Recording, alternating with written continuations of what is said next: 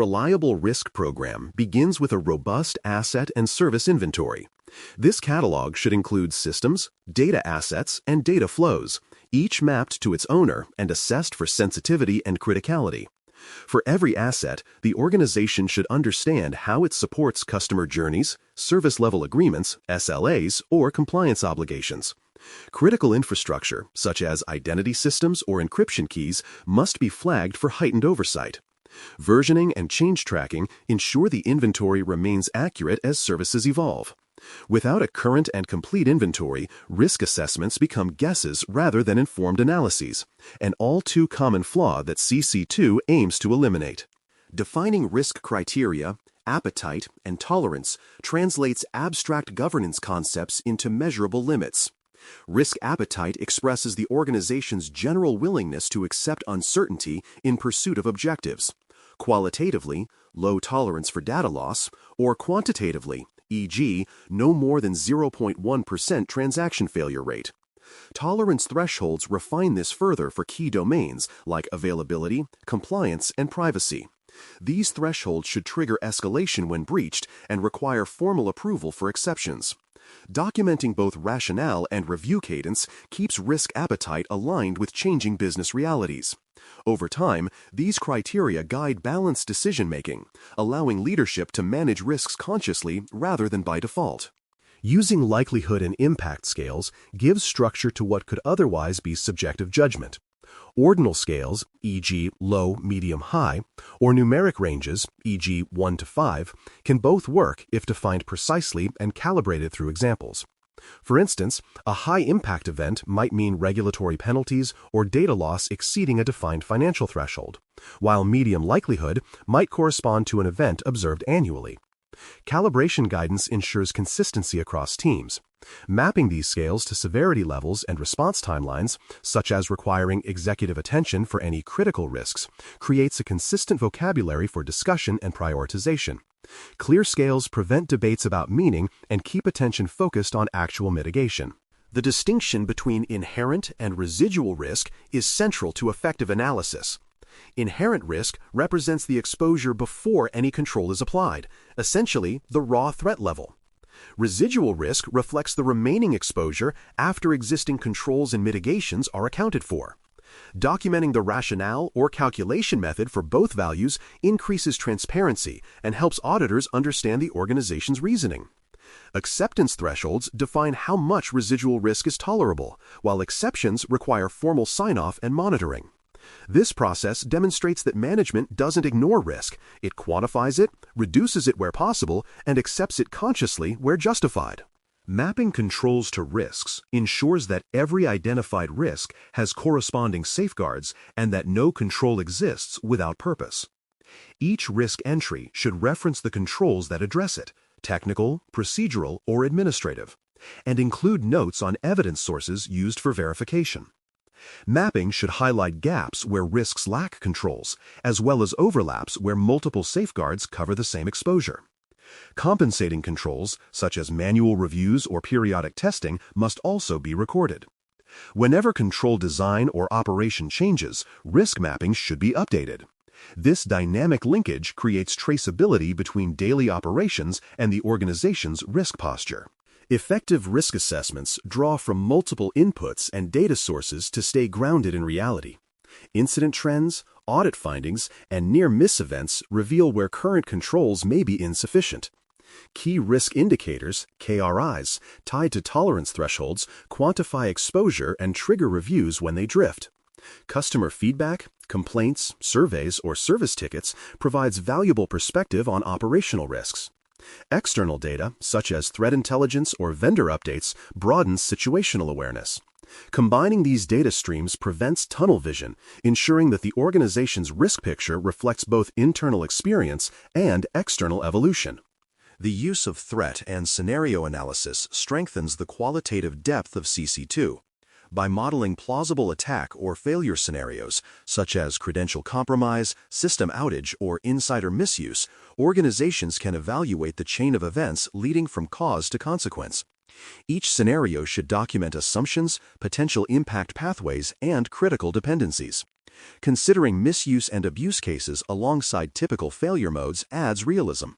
Linking these scenarios to control testing ensures risk mitigation strategies are not theoretical. Scenario analysis transforms static registers into narrative risk stories, helping leadership visualize potential outcomes and prioritize investments accordingly. No risk assessment is complete without evaluating third-party and subservice exposure. Every vendor, from critical cloud providers to niche SaaS tools, introduces shared responsibility. The organization should categorize providers by tier and criticality, reviewing each vendor's assurance reports, scope coverage, and control effectiveness. Where limitations exist, interface controls or compensating measures must be implemented. Findings and remediation tasks must be tracked through closure. Managing vendor risk as part of the CC2 framework ensures that the organization's assurance extends seamlessly across the supply chain rather than stopping at its own perimeter. The privacy and data protection overlay integrates compliance risk into the broader framework. Each risk assessment should identify categories of personal data processed, the lawful basis for handling it, and associated obligations under privacy laws.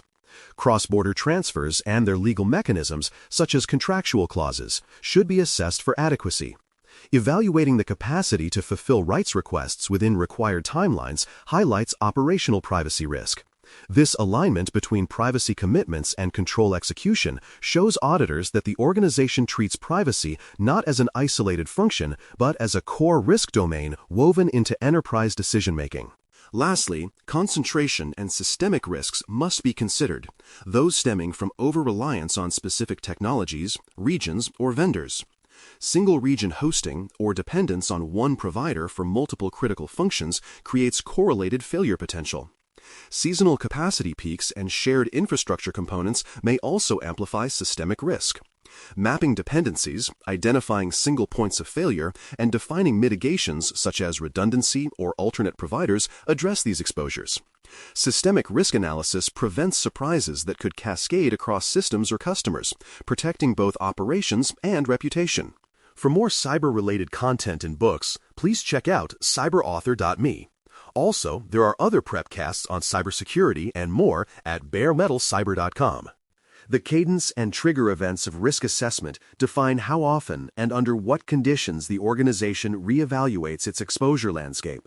A predictable baseline, quarterly or semi-annual reviews, keeps leadership informed even in the absence of major change. However, risk management cannot rely solely on the calendar.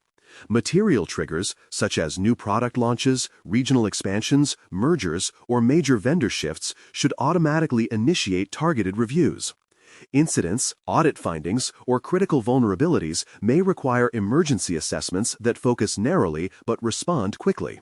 This balance between routine rhythm and dynamic response ensures that risk awareness stays synchronized with the pace of innovation and disruption, reflecting the living nature of modern enterprises.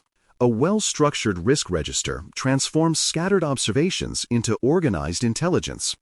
Each entry should include a unique identifier, description, and date, ensuring traceability across audits and revisions. Owners are assigned responsibility for monitoring and treatment, while fields for likelihood, impact, and overall score provide prioritization logic. Treatment plans detail the chosen mitigation approach, target completion date, and current status. Linking each entry to controls, evidence repositories, or ticketing systems allows independent verification. A mature risk register functions as both a governance record and an operational dashboard, a single source of truth connecting day-to-day management to strategic oversight. Effective prioritization and treatment determine where effort and investment deliver the most value. Risks are ranked by their calculated scores, urgency, and interdependencies with other controls. The organization then chooses one of 4 treatment paths: avoid, eliminate exposure, transfer through insurance or outsourcing, mitigate, apply controls, or accept within defined tolerance. Acceptance authorities must be clearly defined. Senior leaders or risk committees approve high-impact acceptances. Timelines, resource assignments, and measurable success criteria ensure that risk treatments don't languish. By combining data-driven prioritization with structured governance, organizations focus their energy where it matters most, turning abstract awareness into concrete improvement. Action planning and tracking operationalize the risk treatment process. Each action item is assigned an accountable owner, deliverable expectations, and checkpoint dates. Integration with ticketing platforms or project management tools provides transparency and status updates visible to leadership.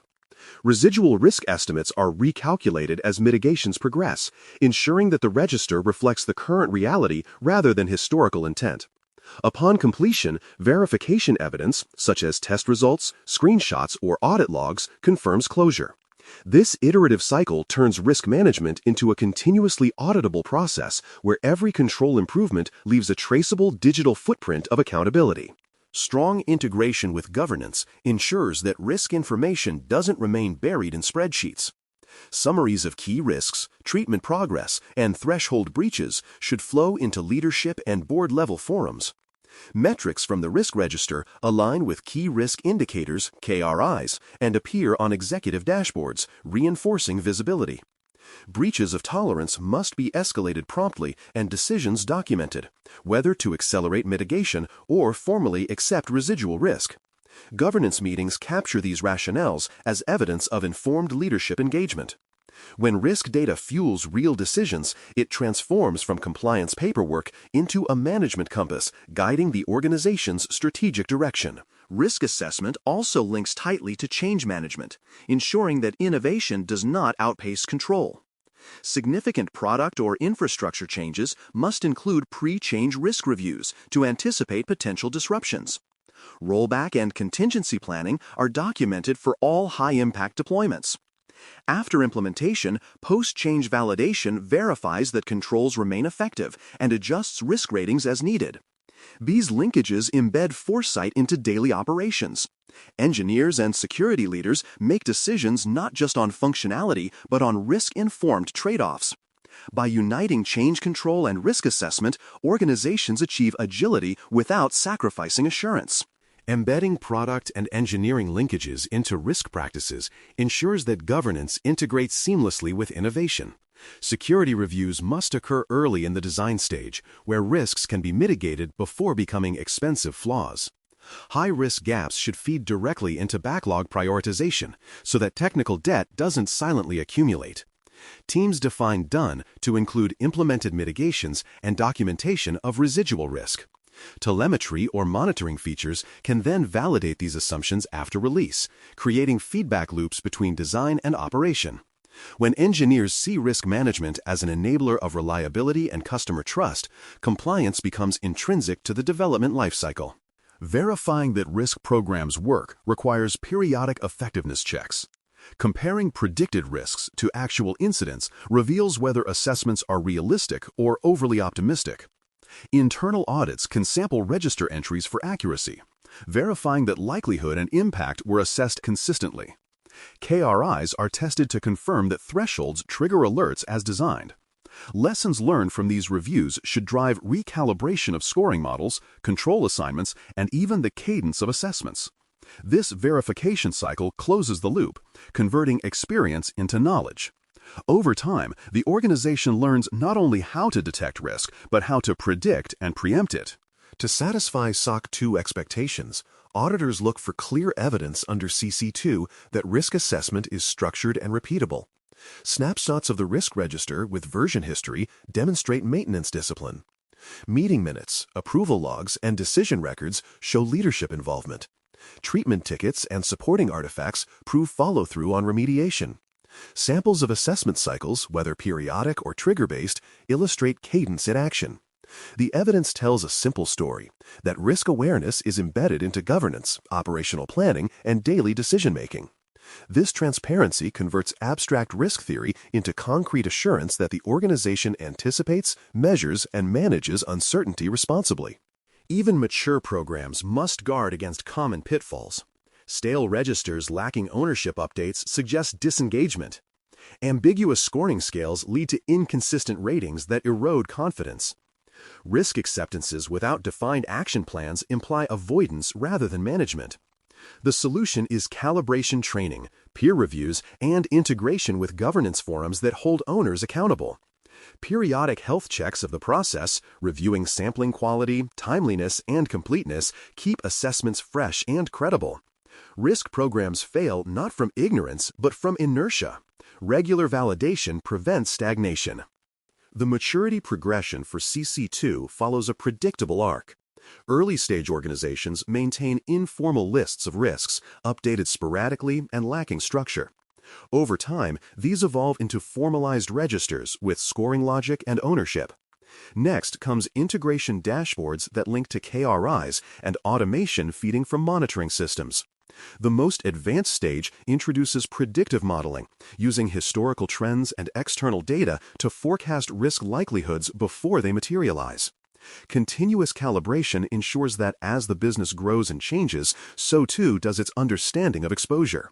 Mature CC2 programs transform risk management from defensive posture to strategic intelligence. In conclusion, CC2 establishes the discipline of continuous, structured risk assessment and cadence as the heart of proactive assurance. It provides a clear method: define assets, identify threats, rate likelihood and impact, and act on what matters most. Regular cadence and trigger-based reviews ensure agility, while integration with governance and engineering embeds foresight into daily operations. Evidence registers, meeting minutes, treatment tickets proves accountability. The result is a living ecosystem of awareness, where risk is not feared but managed transparently. The next chapter, CC3, Workforce Lifecycle and Responsibility, builds on this foundation, turning awareness into action through defined roles, training, and oversight across every phase of the employee journey.